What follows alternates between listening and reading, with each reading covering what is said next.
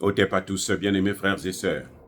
Je vous ai déjà dit que là où la France passe, là où l'OTAN passe, là où les États-Unis passent, la paix trépasse. Le terreau prend de l'ampleur. Le Nigeria est en train d'apprendre ça à ses dépens.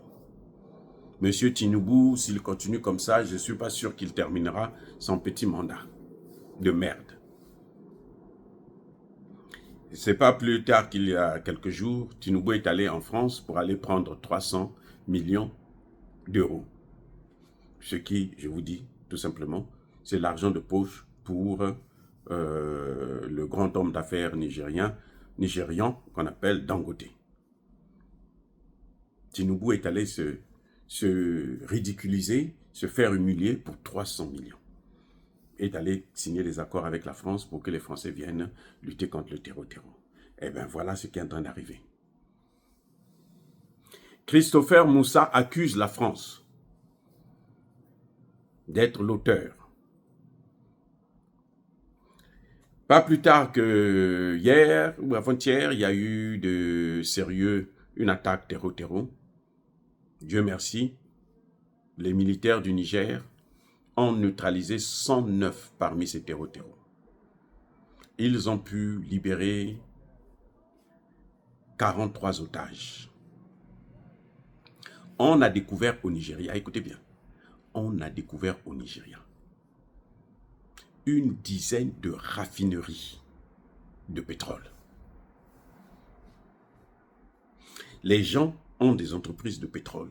Les terreaux ont des entreprises de pétrole. Ils raffinent le pétrole illégalement.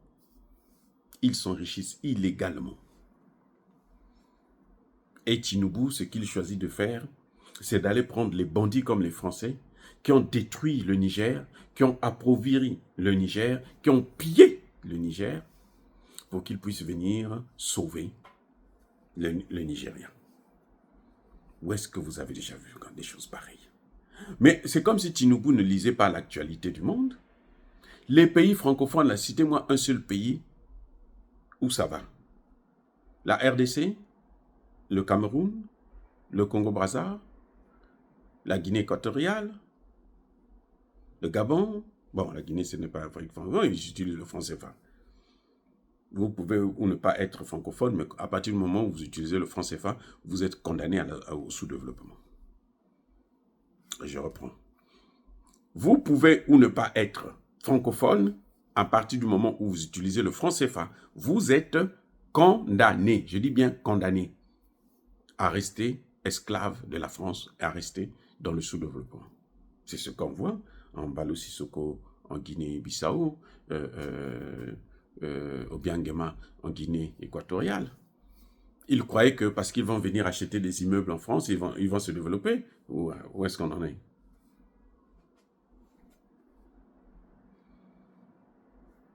Partout là où la France passe.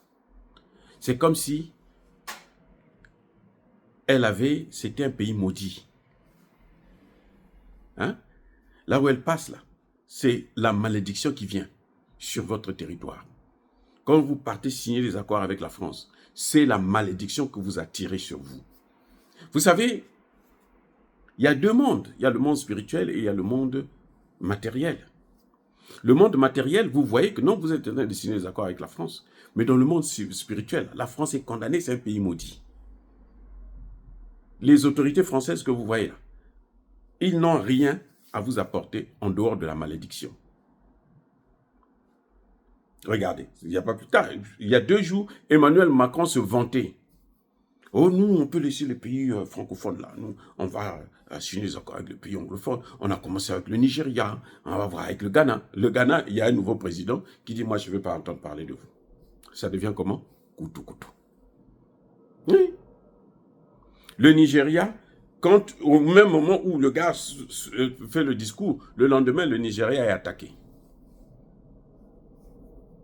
Dieu merci, 120 sont tombés. Ils n'ont pas eu besoin de la France. Et le chef d'état-major général de l'armée, M. Christopher Moussa, accuse directement la France. Il donne raison à Tchani, au général Tchani. le président du Niger. Oui, donc je crois que Tinubu doit revoir sa copie avant qu'il ne soit trop tard. Tinubu doit revoir sa copie.